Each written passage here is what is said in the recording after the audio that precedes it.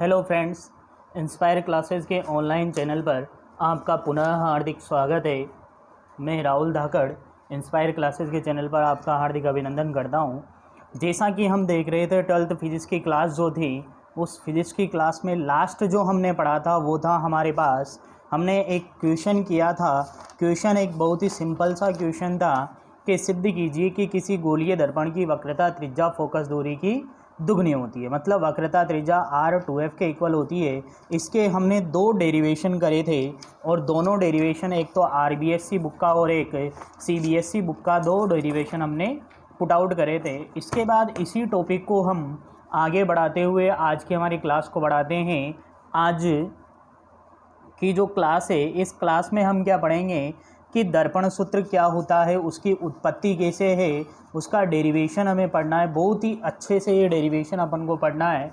उस डेरिवेशन को क्यों पढ़ना है अच्छे से? क्योंकि अधिकतर एग्जामों में वो पूछा जाता है।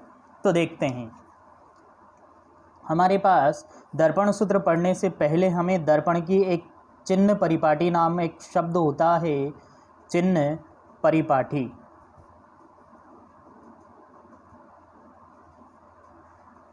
हमें चिन्ह परिपाटी आनी चाहिए। अब चिन्ह परिपाटी क्या बोलती है? चिन्ह अधिकतर ऐसे नहीं लिखा जाता, चिन्ह में ह आधा होता है, ये ध्यान रखना है। चिन्ह परिपाटी यूँ बोलती है चिन्हन।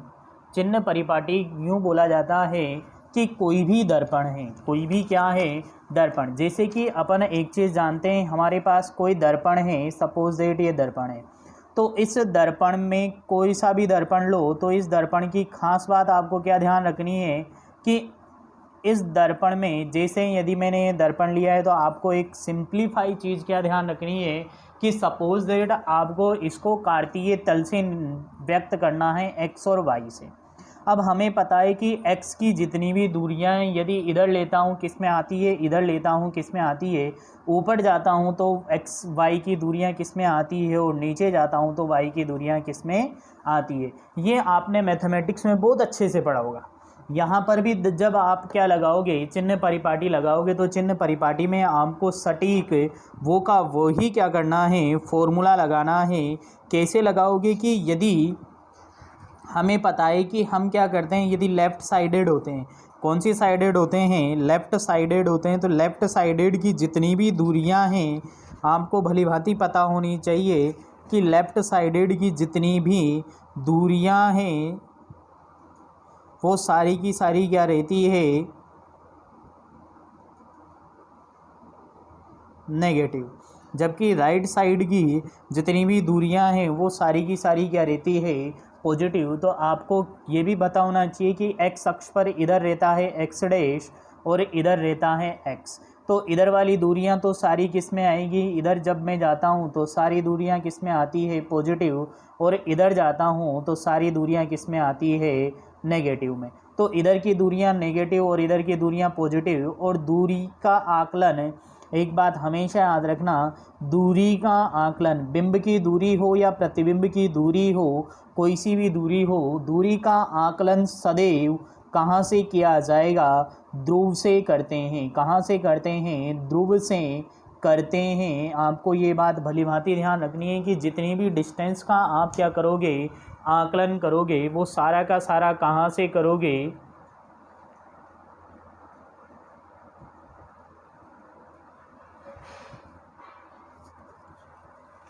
दूरियों का जो आकलन आपको करना है, वो दूरियों का आकलन आपको कहाँ से करना है, ये आपको ध्यान होना चाहिए। कहाँ से करना है? ध्रुव से आपको दूरी का आकलन करना है। तो ध्रुव से यदि मैं लेफ़्ट साइड की दूरियों की बात करता हूँ तो वो सारी किस में आएगी? नेगेटिव में। और यदि राइट साइड की दूरियों की हम बात करते हैं तो किस में आएगी? पॉजिटिव में। फिर हम जाते हैं ऊपर और नीचे। तो आपको ये पता होना चाहिए कि ऊपर जो रहता है वो आई एक्सिस कैसा रहता है? पॉजिटिव। और नीचे जो रहता है वो वाई एक्सिस कैसा रहता है?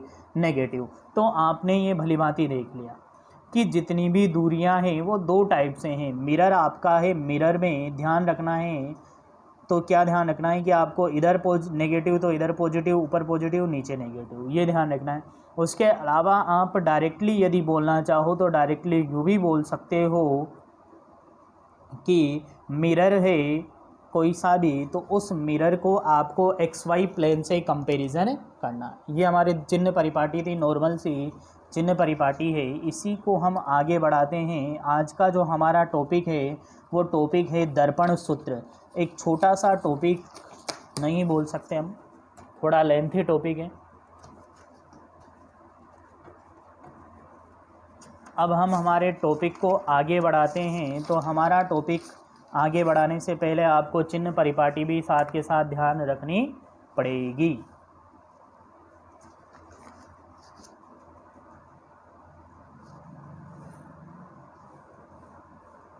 तो हमारा जो टॉपिक है, अपना जो टॉपिक है वो टॉपिक है दर्पण सूत्र, मिरर इक्वेशन। दर्पण सूत्र किसे कहते हैं? सबसे पहले तो ये आपको मैं बता देता हूँ कि जब हम कहीं पर कोई गोलीय दर्पण है तो ये क्या है, इंग्लिश में बोलते हैं इसको मिरर इक्वेशन। एक बहुत ही सिंपल और बहुत ही अच्छा सा क्या है, डेरिवेशन है। तो मिरर इक्वेशन या फिर दर्पण सूत्र कहते किसे हैं, सबसे पहले हम ये लिखना चाहते हैं। तो दर्पण सूत्र के बारे में आपको ध्यान क्या रखना है, आपको ये ध्यान रखना है कि दर्पण सूत्र किसे कहते हैं। तो दर्पण सूत्र की एक सीधी सी सिंप्लीफाइड डेफिनेशन होती है। क्या डेफिनेशन है? सीधी सी सिंप्लीफाइड डेफिनेशन है कि किसी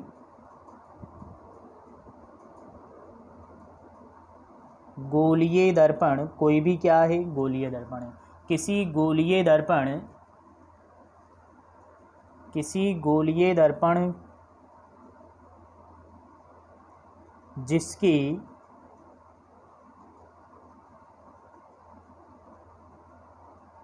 फोकस दूरी, माना किसी गोलीय दर्पण जिसकी फोकस दूरी f है से जिसकी फोकस दूरी f है से स्मॉल u दूरी पर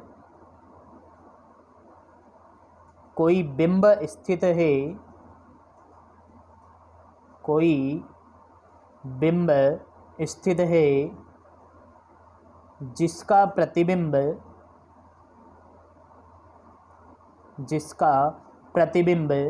v दूरी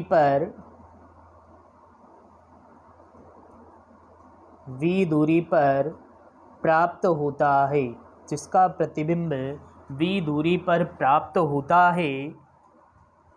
तो u, v व f में निम्न संबंध को, u, v व f में निम्न संबंध को दर्पण सूत्र कहा जाता है। देखते हैं निम्न संबंध क्या है। 10th में भी आपने डेरिवेशन पढ़ा है, 1/f is equal to 1/v plus 1/u। तो हमारे पास सीधा सा क्या है कि 1/f is equal to 1/v plus 1/u। जो ये संबंध है, इस संबंध को ही हम किस नाम से जानते हैं? दर्पण सूत्र के नाम से जानते हैं। तो सीधा सा संबंध क्या है, 1/f is equal to 1/v plus का 1/u। जिस ये जो रिलेशन है, इस रिलेशन को ही हम दर्पण सूत्र के नाम से जानते हैं। और इसी रिलेशन को हमें क्या करना है, फाइंड आउट करना है। इसकी व्युत्पत्ति के बारे में अब हम चर्चा करते हैं। अब आपको एक चीज़ भली भांति पता चल गई होगी कि जब हमें इस सूत्र की व्युत्पत्ति करनी है, तो व्युत्पत्ति करने के लिए सर्वप्रथम तो हमें क्या चाहिए, एक डायग्राम चाहिए। तो हम क्या लेते हैं, कोई भी दर्पण ले लेते हैं। माना एक क्या लिया है हमने, अवतल दर्पण लिया है। कौन सा दर्पण? अवतल दर्पण लिया है। आप चाहे उत्तल से भी कर सकते हो, लेकिन अधिकतर बुक्स में अवतल से ही है। माना एक अवतल दर्पण आपने लिया है। इस अवतल दर्पण पर ये क्या है, इस अवतल दर्पण का प्रिंसिपल एक्सिस बोले तो मुख्य अक्ष क्या है, ये इस अवतल दर्पण का प्रिंसिपल एक्सिस बोले तो मुख्य अक्ष, और ये मान लिया हमने इसका फोकल पॉइंट है, और आपको ये भली भांति पता होना चाहिए जितनी डिस्टेंस ये है उतनी ही डिस्टेंस पर सी है। अब हमने सर्वप्रथम तो क्या लिखेंगे हम कि माना एक अवतल दर्पण है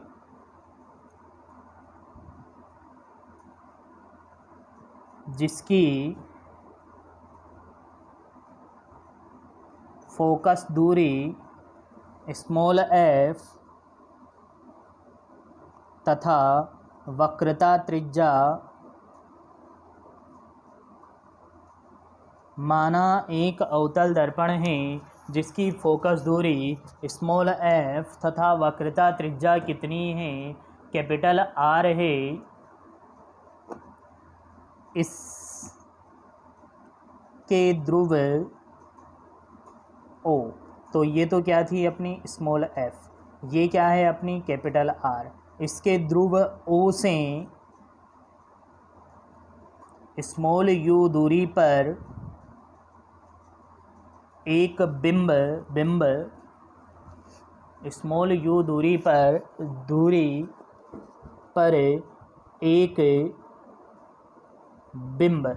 बिंब बोले तो बिंब का सीधा सा मीनिंग क्या होता है, बिंब का मतलब क्या होता है, वस्तु। एक बिंब AB स्थित है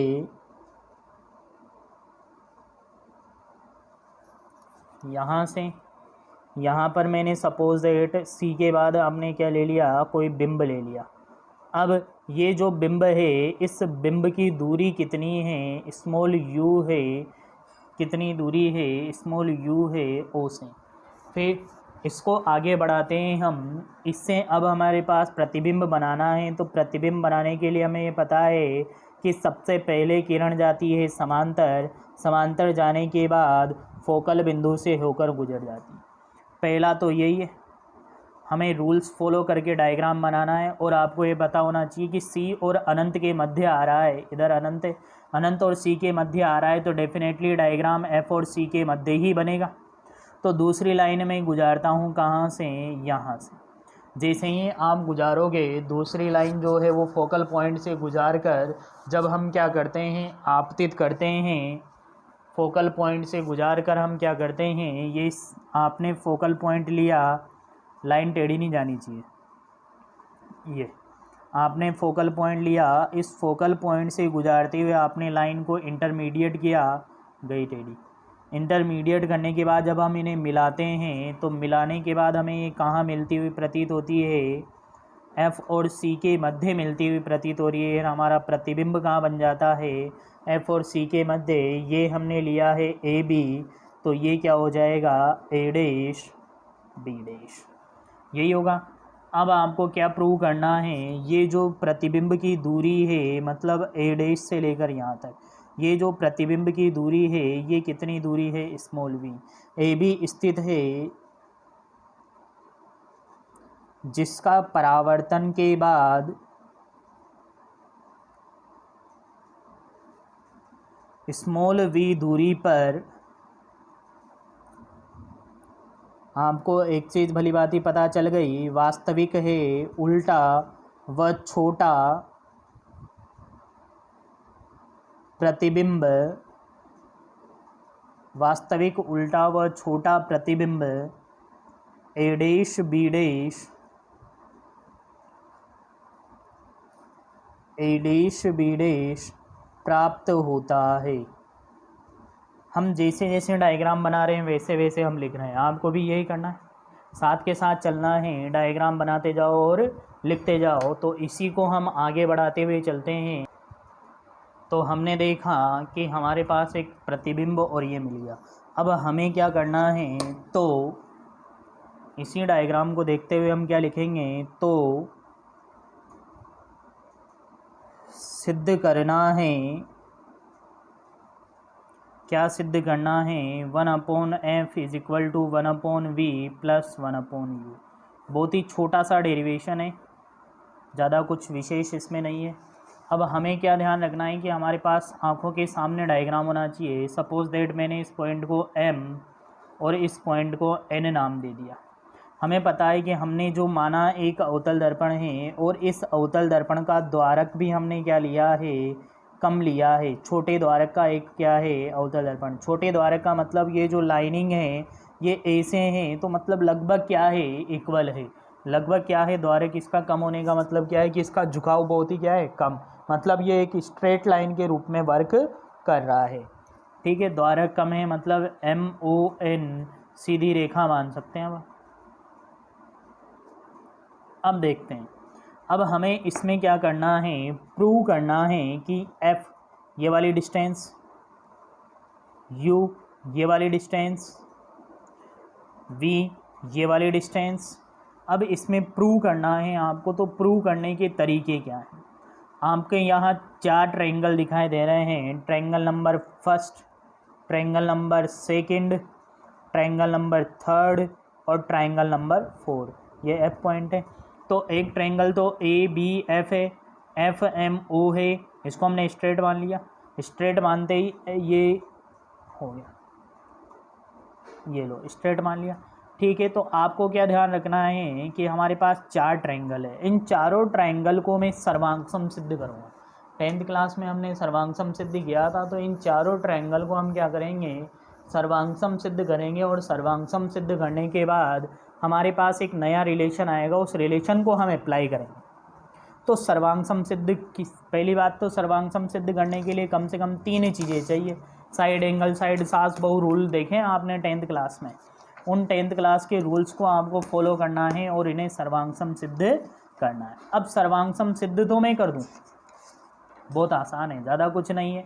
आप सबसे पहले ले लो ये वाला ट्रायंगल और ये वाला ट्रायंगल, पहला और तीसरा। तो मैं बोलूँगा त्रिभुज 1 व त्रिभुज 3 में मुझे एक कोण दिखाई दे रहा है, ये वाला कोण, और एक कोण दिखाई दे रहा है, ये वाला कोण। दोनों कोण क्या शीर्षाभिमुख कोण है? दोनों कोण क्या शीर्षाभिमुख कोण है क्या? ये देखो आप, हम क्या लिखेंगे, डायरेक्ट लिखेंगे यहाँ पर सर्वांगसम है। त्रिभुज 1 व 3 में सर्वांगसम क्यों है उसका रीज़न नहीं देना, हमें डायरेक्ट लिखना है कि हाँ सर्वांगसम है। मुझे ये दिखाई दे रहा है कि ये कोण और ये कोण क्या है, बराबर है। यदि मैं इसको लिखना चाहूँ तो क्या लिखूँगा, AFB, एंगल AFB बराबर ये कितना है, OFN, मतलब N एंगल NOF क्यों है बराबर, क्योंकि ये क्या है, शीर्षाभिमुख कोण है।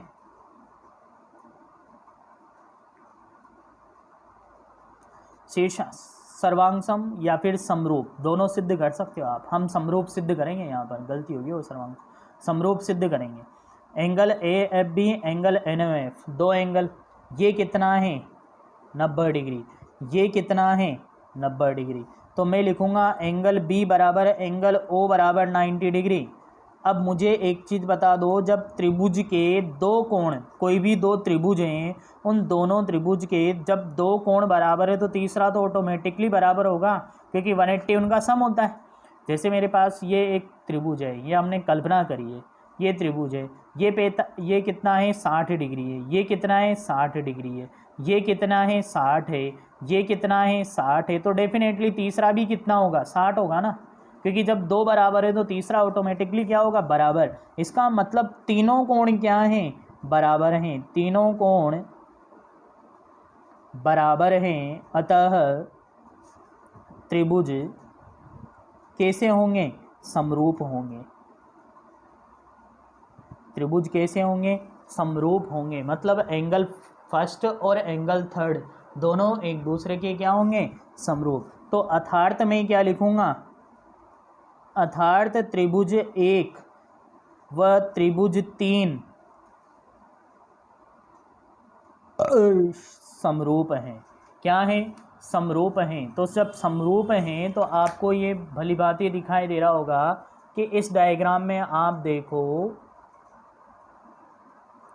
कि ये वाला और ये वाला समरूप है। और समरूप त्रिभुज की खास बात क्या होती है कि जब त्रिभुज समरूप होता है तो समरूप त्रिभुज की खास बात ये होती है, अर्थात संगत भुजाओं के अनुपात बराबर होंगे, संगत भुजाओं के अनुपात बराबर होंगे, मतलब जो इनकी संगत भुजाएं हैं उनके अनुपात क्या रहेंगे, बराबर। और जब संगत भुजाओं के अनुपात बराबर होंगे तो यहाँ से सीधा सीधा यदि मैं लिखना चाहूँ इस वाले डायग्राम से तो क्या लिखूँगा, संगत भुजा मतलब ए बी, और इधर क्या है एन ओ, मतलब मैं लिखूँगा A B upon N O. अब ये ध्यान रख लेना, ऊपर जो त्रिभुज लिख रहे हो वो फर्स्ट है, त्रिभुज फर्स्ट है, अपॉन त्रिभुज थर्ड है। ऐसा मत कर देना अगली लाइन में ऊपर तो त्रिभुज थर्ड की नीचे त्रिभुज फर्स्ट की लिख दो। तो यहाँ तो क्या हो गया, A B upon N O बराबर अगली संगत भुजा B F upon F O बराबर अगली संगत भुजा A F upon F N. अब इधर देखो ए एफ और एफ एन हमारे किसी काम के नहीं है, इसका रिलेशन ही हमें नहीं निकालना। जब रिलेशन ही नहीं निकालना तो ये हमारे किसी काम की नहीं है, लेकिन अगली दो तो काम का है। अब ए बी देखते हैं हम, A B as it is रहने दो, A B upon N O. चित्र से आपको दो चीज़ें निकालनी है, एक तो बी एफ रखना है और एक एफ ओ रखना है। एफ ओ क्या फोकस दूरी दिखाई दे रही है, एफ से लेकर ओ तक की दूरी फोकस दूरी होती है, एफ से लेकर ओ तक की दूरी क्या होती है, फोकस दूरी होती है। तो एफ ओ क्या है, एफ फोकस लेंथ। अभी यहाँ पर आप चिन्ह परिपाटी लगाना चाहो तो लगा दो और नहीं लगाना चाहो तो मत लगाओ। चिन्ह परिपाटी को यदि हम फॉलो करते हैं तो चिन्ह परिपाटी के अकॉर्डिंग इधर वाली सारी दूरियाँ क्या रहेगी, नेगेटिव। क्या रहेगी, नेगेटिव। तो एफ क्या रहेगा, नेगेटिव। लेकिन हम इसमें चिन्ह परिपाटी अभी लगाएं, लगा दो, अभी लगा दो या लास्ट में भी लगा सकते हो आप, लेकिन लगानी एक बार है। बी एफ, बी से लेकर एफ तक की डिस्टेंस चाहिए, बी से लेकर एफ तक की डिस्टेंस चाहिए, मतलब मेरे को बी से लेकर ओ तक की पता है क्या, ये यहाँ से लेकर यहाँ तक की पता है, और मेरे को ये एफ पॉइंट बीच में, ये स्मॉल एफ है, ये यू है, यू में से एफ को घटा दूँ, बी से लेकर एफ तक आ जाएगा। यू टोटल है, टोटल में से एफ, इस वाली को माइनस कर दें, यहाँ से लेकर यहाँ तक चाहिए तो इस वाली को मैं टोटल में से माइनस कर दूँ, मतलब एफ को माइनस कर दूँ, और इधर की सारी दूरियां नेगेटिव तो माइनस का यू माइनस का एफ, यू में से एफ को घटा दिया तो बी एफ कितना आ गया, माइनस यू माइनस का एफ अपॉन माइनस एफ, और एफ से एफ कट गया तो क्या बच गया, A B upon N O is equal to U minus F upon F. Derivation simple है, डेरिवेशन सिंपल है, बस आपको थोड़ी सी गणित आनी चाहिए, ज़्यादा नहीं आनी चाहिए। अब आज जो ये डेरिवेशन पड़ेगा उसे थोड़ा सा लगेगा कि हाँ वाकई में फिजिक्स से शुरू हो गई, ठीक है। A B upon N O is equal to कितना हो गया, U minus F upon F, मतलब यू और एफ एक दो चीज़ें तो हमारे पास आ गई। वहाँ जो फॉर्मूला था 1 upon F is equal to 1 upon V plus 1 upon U, U आ गया और एफ आ गया। अब हमें क्या निकालना है, वी निकालना है। अब वी निकालने के लिए अब अगले त्रिभुज लो, अगले त्रिभुज आपको दिखाई दे रहे हैं 2 और 4, इसमें ये त्रिभुज, ये कोण और ये वाला कोण दोनों सर्वांग ये 90 दोनों शीर्षाभिमुख, ये 90 ये 90, और जब दो कोण बराबर तो तीसरा ऑटोमेटिकली बराबर। तो इसी प्रकार जैसे हमने लिखा तो यहाँ क्या लिख देंगे हम, इसी प्रकार त्रिभुज सेकंड व त्रिभुज फोर्थ, मतलब 2 व 4 समरूप होंगे, और जब दोनों त्रिभुज समरूप होंगे अर्थात जब त्रिभुज समरूप होंगे तो क्या हो जाएगा, जब त्रिभुज ही समरूप होंगे तो फिर क्या होगा, हमारे पास त्रिभुज समरूप हैं तो इसका मतलब वापस से संगत भुजाओं के अनुपात क्या हो जाएंगे, बराबर होंगे। संगत भुजाओं के अनुपात क्या हो जाएंगे, बराबर हो जाएंगे। और जब संगत भुजाओं के अनुपात बराबर होंगे तो हम चित्र से यदि देखें तो चित्र से वापस संगत भुजाओं के अनुपात के बराबर में क्या लिखेंगे हम, देखना ए डैश बी डैश, ए डैश बी डैश MO संगत भुजा 90-90, तो मैं क्या लिखूंगा A dash B dash upon MO बराबर, आगे चलो, B dash F upon FO, B dash F upon FO। यहाँ भी क्या ध्यान रखना है कि ऊपर नीचे एक ही बार लिखना है, यूँ नहीं है, मतलब ऊपर वाला त्रिभुज और नीचे वाला त्रिभुज इंटरफेयर नहीं करना, ऊपर और नीचे उल्टा सीधा नहीं करना है। आगे चलो, A डैश FM, तो कितना हो जाएगा A dash F upon FM। वापस से हमारे पास जो ये A डैश F है और ये जो FM हैं ये किसी काम के नहीं है, ये किसी भी काम के नहीं है, बाकी तो हैं, तो बाकी को हम क्या कर देते हैं, लिख देते हैं A dash B dash upon MO is equal to. अब ये देखो कि B डैश F कितना है, B डैश F कितना है, अरे भाई यहाँ से लेकर यहाँ तक की टोटल दूरी V है, कितनी है, टोटल दूरी V है, यहाँ से लेकर यहाँ तक की टोटल दूरी कितनी है V, और यहाँ से लेकर यहाँ तक की दूरी कितनी है F, तो V में से मैं F को घटा दूँ तो ये वाली डिस्टेंस नहीं आएगी क्या, तो मैं क्या लिखूँगा, चित्र से हम क्या लिख सकते हैं,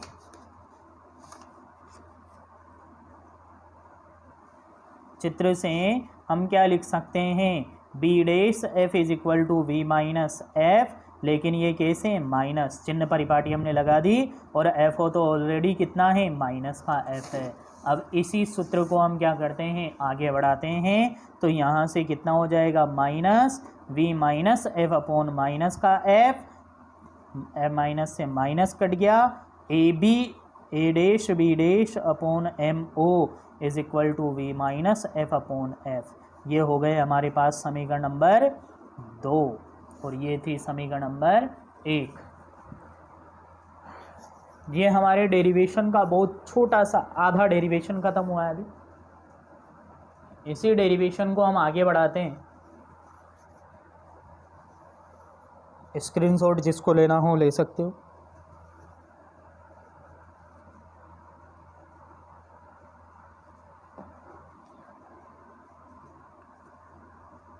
इस डेरिवेशन को जब हम आगे बढ़ाते हैं तो आगे बढ़ाने की तर्ज पर हमें यहाँ पर दो समीकरणें मिल गई। क्या मिला, एक तो मिला है AB, डायग्राम फिर काम आएगा, आपको क्या मिला है, एक तो मिला है, क्या मिल गया आपको, एक तो मिला है AB upon NO is equal to U minus F upon F, equation number first. एक मिला है A dash B dash upon MO is equal to V minus F upon F, equation number second. अब हमें कैसे भी करके इन दोनों equation में रिलेशन देखना है डायग्राम की सहायता से। तो अभी देखना कैसे जादू होता है डायग्राम की सहायता से। अब डायग्राम की सहायता से क्या जादू होता है देखते हैं।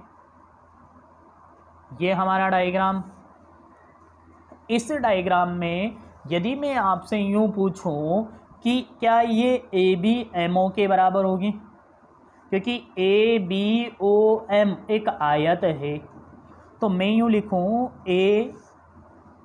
ABOM एक आयत है और आयत के आमने सामने की भुजाएं क्या होती है, बराबर। और जब आयत के आमने सामने की भुजाएं बराबर होती है तो इसका मतलब क्या हो गया कि हमारे पास जो ये AB है ये किसके बराबर होगी, MO के बराबर होगी। आयत है तो AB बराबर किसके हो जाएगा, MO के। तथा नीचे चलो डायग्राम में, यहाँ से जब हम देखते हैं A dash B dash ON, A dash B dash ON ये भी एक आयत है। A dash B dash ON एक आयत है, और जब आयत है तो वापस से A डैश B डैश बराबर कितना हो जाएगा, ON हो जाएगा। तो हमारे पास 2-3 समीकरण आ गई। अब हम इनमें से किसी भी एक जगह वैल्यू पुटअप कर दो और दूसरी जगह ऑटोमेटिक इक्वेशन बन जाएगी। देखते हैं कैसे। अब देखना यहाँ पर समी 1 से समीकरण 1 से ए बी की जगह यदि मैं एम ओ रख दूँ, ए बी की जगह मैंने रख दिया एम ओ, रख सकते हैं, ए बी की जगह हम क्या रख सकते हैं, एम ओ रख सकते हैं ना। इस ए बी की जगह एम ओ रख दिया, एन ओ की जगह या ओ एन की जगह ए डैश बी डैश रख दिया, और इधर कितना रह गया, U minus F upon F. Second को नहीं छेड़ा है, इक्वेशन नंबर सेकेंड को नहीं छेड़ा है हमने केवल किसको छेड़ा है, फर्स्ट इक्वेशन को छेड़ा है। तो M O upon A dash B dash बराबर U minus F upon F आ गया। इसी इक्वेशन को मैंने उल्टा कर दिया, A dash B dash upon M O is equal to F upon कितना हो जाएगा, यू माइनस का एफ हो जाएगा। कितना हो जाएगा, एफ अपॉन यू माइनस का एफ हो जाएगा। ये है समीकरण नंबर 3। अब देखो समीकरण नंबर 2 का LHS और 3 का LHS दोनों बराबर हैं, है या नहीं है, दोनों क्या हैं, बराबर। और जब दोनों बराबर हैं तो इसका मतलब क्या आ गया, मैं क्या लिख सकता हूँ, from equation second and third, समीकरण नंबर 2 और 3 से हम क्या लिख सकते हैं, हम ये लिख सकते हैं कि दोनों की वैल्यू बराबर है, मतलब v minus F upon F बराबर कितना होगा, F upon you minus F होगा। अब यहाँ पर पूरी समीकरण में मात्र 3 ही भौतिक राशियाँ मुझे दिखाई दे रही है, एफ, वी और यू, और हमें संबंध भी इन्हीं 3 भौतिक राशियों में निकालना था। तो देखा आपने धीरे धीरे कैसे 3 पेज भरने में आए, लेकिन डेरिवेशन अभी भी चालू है। अब देखते हैं हम अब क्या कर देंगे, व्रज गुणन करने पर, क्या करने पर, व्रज गुणन करने पर। जब आप इनको क्रॉस मल्टीप्लाई करते हो तो ये इधर और ये इधर कर दो भाई साहब, v minus F U minus F is equal to F square. F से एफ मल्टीप्लाई हुआ क्या हो जाएगा, एफ स्क्वायर हो जाएगा। अंदर मल्टीप्लाई करो, वी यू, v से u को करोगे वी यू, फिर v से f को करोगे माइनस का वी एफ, फिर f को करोगे माइनस का यू एफ प्लस का एफ स्क्वायर बराबर एफ स्क्वायर। अब पॉजिटिव टर्म एक साइड और नेगेटिव टर्म को एक साइड ले जाऊं मैं, एफ स्क्वायर से एफ स्क्वायर भाग गया, उधर जाएगा कट ही जाएगा, ये वी एफ उधर गया और ये यू एफ भी उधर गया, तो किसका हो गया, पॉजिटिव। सारे के सारे किस में आ गए, पॉजिटिव में। अब हमें तो कुछ और चाहिए था, 1 अपॉन में चाहिए, हमें क्या चाहिए था, 1 अपॉन यू, 1 अपॉन वी और 1 अपॉन एफ, इस टाइप से चाहिए। मतलब बटे में यू वी और एफ चाहिए, बटे में क्या चाहिए, यू वी और एफ चाहिए। तो यहाँ से हम क्या करते हैं, 2 तरीके हैं, 2-3 तरीके हैं इसको सोल्व करने के। इसके बाद हम सबसे जो सिंप्लीफाई जो बुक्स वगैरह में दे रखा होता है वो क्या होता है कि हम यू वी एफ का भाग दे दें। और आपको एक चीज़ गणित में पता होनी चाहिए कि जब भी किसी में भी किसी का भी भाग देते हैं तो पूरी की पूरी समीकरण में उसका भाग दिया जाता है, न कि एक साइड। जब मैं दोनों साइड भाग देता हूँ इस समीकरण में, समीकरण क्या थी, V U upon U V F बराबर कितना था, V F upon U V F plus U F upon U V F. अब जिनसे जो कट रहा है, यू से यू, वी से वी, क्या बच गया, 1 upon F is equal to V से वी, एफ से F, 1 upon U plus 1 upon V. यही क्या उपरोक्त समीकरण है, उपरोक्त समीकरण दर्पण सूत्र कहलाता है। अब यदि आपने पहले चिन्ह परिपाटी नहीं लगाई होती तो आपको चिन्ह परिपाटी अब लगानी होती, लेकिन हमने चिन्ह परिपाटी ऑलरेडी ही लगा दी है, तो अब हमें चिन्ह परिपाटी लगाने की ज़रूरत नहीं है। तो आपको क्या ध्यान रखना है, डेरिवेशन बहुत ही छोटा सा डेरिवेशन है। आपको सिर्फ और सिर्फ 3 त्रिभुज हैं, उन तीनों त्रिभुजों को समरूप सिद्ध करना है, और समरूप सिद्ध करते ही आपका डेरिवेशन क्या हो जाता है, ख़त्म हो जाता है। इस तो सबसे पहले आपने देखा दर्पण सूत्र किसे कहते हैं। तो दर्पण सूत्र के बारे में आपने एक छोटी सी डेफिनेशन लिखी कि यदि f क्या है किसी दर्पण की फोकस दूरी, v क्या है बिंब की प्रतिबिंब की दूरी और u क्या है बिंब की दूरी, तो वहाँ पर u v और f में जो संबंध है उसे ही हम किस नाम से जानते हैं, दर्पण सूत्र के नाम से जाना जाता है। उसके बाद फिर आपने इसको किस नज़रिए से देखा कि हमने इसको पढ़ा, तो हमने क्या पढ़ा इसको,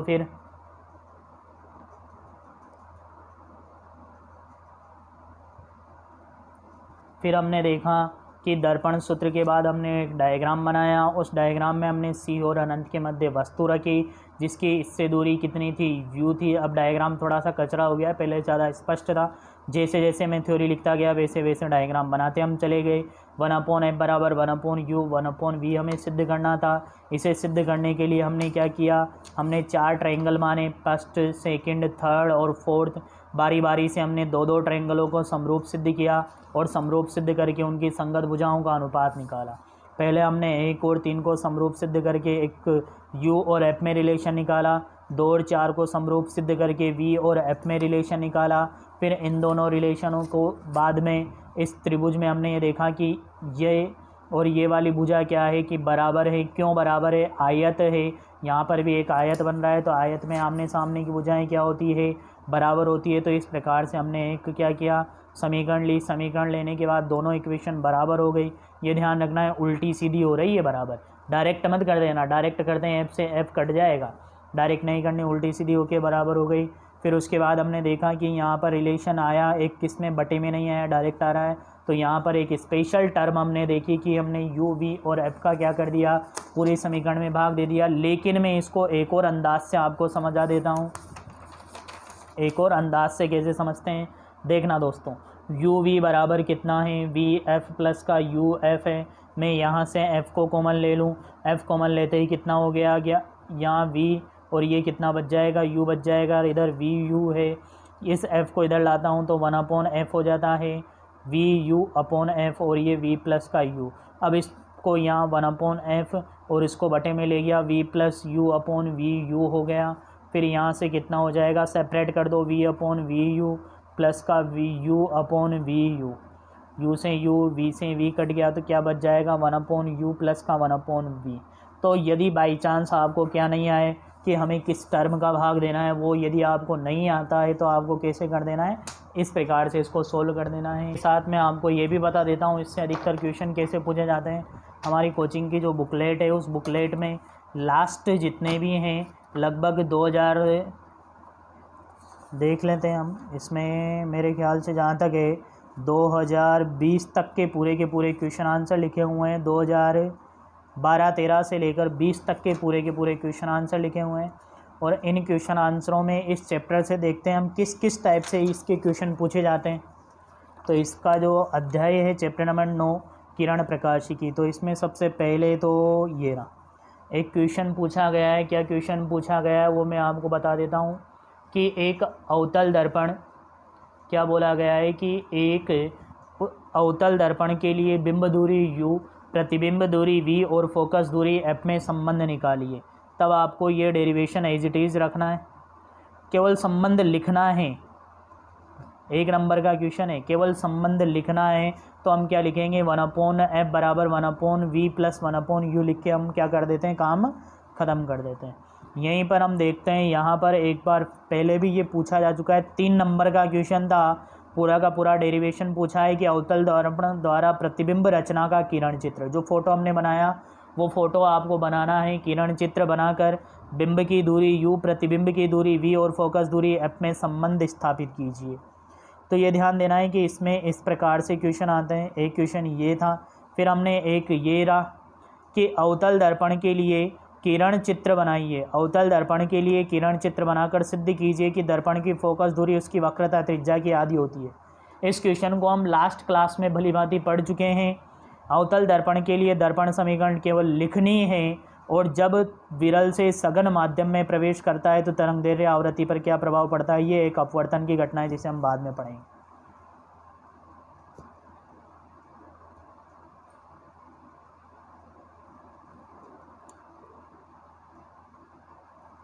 अब देखना यहाँ पर एक बहुत ही अच्छा लॉजिक लग रहा है। इस क्वेश्चन को जिस हिसाब से बांटा गया है आधा, ढाई और 1, 4 मार्क्स में ये क्वेश्चन है। अब 1 नंबर का तो ये है सघन विरल, 2.5 नंबर की दर्पण समीकरण है। अब यूँ नहीं है कि अवतल दर्पण के लिए दर्पण समीकरण लिखिए तो दर्पण समीकरण लिख के 2.5 नंबर मिल जाएंगे, नहीं भाई साहब, डेरिवेशन करना पड़ेगा आपको पूरा का पूरा। तो इस प्रकार की गलतफहमियों में ना रहें आप। इसके अलावा ये रहा, एक अवतल दर्पण की वक्रता त्रिज्या 40 सेंटीमीटर है। एक अवतल दर्पण की वक्रता त्रिज्या 40 सेंटीमीटर है, तो इसकी फोकस दूरी ज्ञात करो। सीधी सी बात है, वक्रता त्रिज्या की आधी फोकस दूरी होती है 20 सेंटीमीटर। आंसर खत्म, 1 नंबर आपको मिल गया।